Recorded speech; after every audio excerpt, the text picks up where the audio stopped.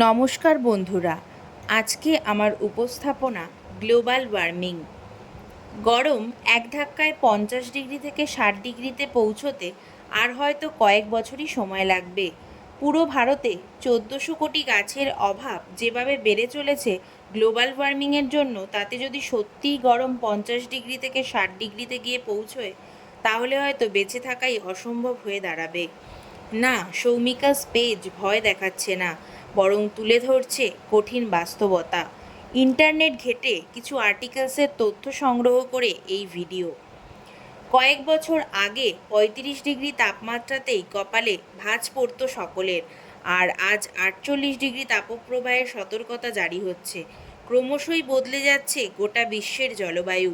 জানলে হয়তো অবাক হবেন, জলবায়ু পরিবর্তনের গুরুতর প্রভাব যেই দেশগুলোতে বিপুলভাবে পড়ছে, সেই দেশগুলির মধ্যে ভারতবর্ষ তৃতীয় স্থানে।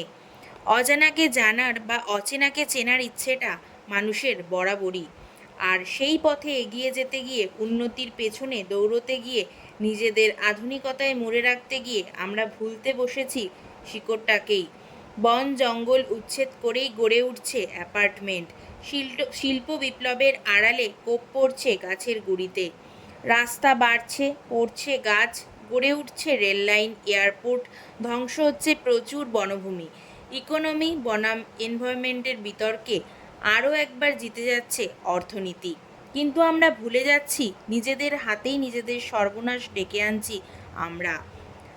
IFPRI রিপোর্ট বলছে 2100 সাল নাগাদ ভারতের গড় তাপমাত্রা 2.4 ডিগ্রি সেলসিয়াস থেকে 4.4 ডিগ্রি সেলসিয়াস অবধি বাড়তে পারে।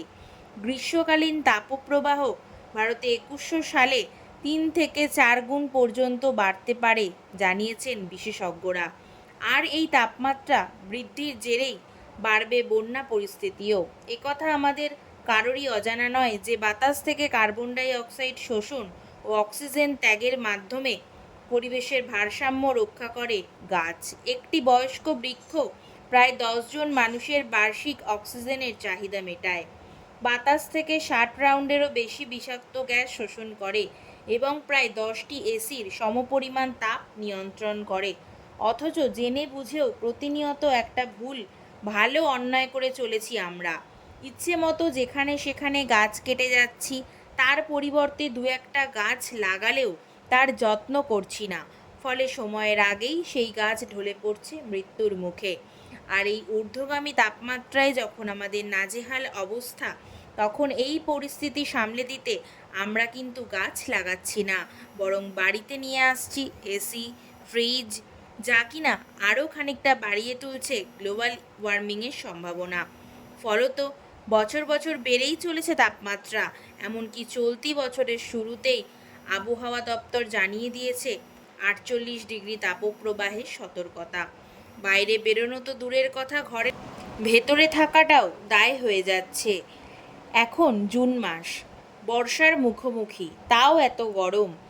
তাই সকলের কাছে আমার একটাই অনুরোধ, আর 5 জনের কথা নয়, নিজের কথা এবং নিজের প্রিয়জনদের কথা মনে করে সুস্থ স্বাভাবিক জীবন উপহার দিতে বাড়ির আশেপাশে যতটা সম্ভব গাছ লাগান। মনে রাখবেন, পরিবেশে গাছের বিকল্প কিন্তু আর কিছুই নেই। আমাদের জীবনযাপনে গাছের গুরুত্ব ঠিক কতটা, সেটা বলতে গেলে অভিধানে শব্দও কম পড়বে। ভুলে যাবেন না, আপনি ছোটবেলায় বাংলা রচনায় নিজের হাতে যে লাইনটা লিখে এসেছেন, সেটা আজও সত্যি। একটি গাছ, একটি প্রাণ। তাই গাছ লাগান, প্রাণ বাঁচান। আমার আজকের উপস্থাপনা যদি আপনাদের ভালো লেগে থাকে, তাহলে অবশ্যই একটা লাইক করে যাবেন, আর আপনাদের মতামত অবশ্যই কমেন্ট বক্সে জানাবেন। ধন্যবাদ।